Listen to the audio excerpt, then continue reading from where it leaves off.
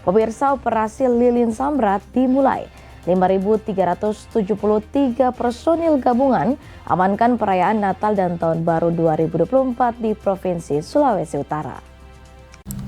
Kepala Kepolisian Daerah Sulawesi Utara Irjen Pol Setio Budianto bersama Panglima Kodam 13 Merdeka Mejen TNI Legowo Jatmiko memimpin langsung apel gelar pasukan Operasi Lilin Samrat 2023 di lapangan presisi Mapolda Sulut.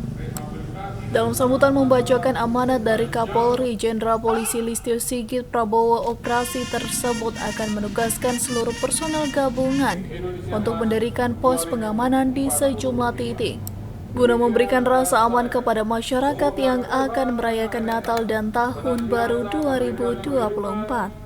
Gelar operasi kepolisian terpusat dengan Sandi Operasi Lilin 2023 selama 12 hari mulai tanggal 22 Desember 2023 sampai dengan 2 Januari 2024. Operasi ini melibatkan 129.923 personil yang terdiri dari TNI, Polri, serta stakeholder terkait lainnya yang ditempatkan pada 1.668 pos pengamanan. Kapolda Sulut juga menambahkan untuk wilayah Provinsi Sulawesi Utara, sebanyak 5.373 personel gabungan yang terdiri dari TNI Polri, instansi terkait dan juga dalam pengamanan akan organisasi kemasyarakatan dan keagamaan.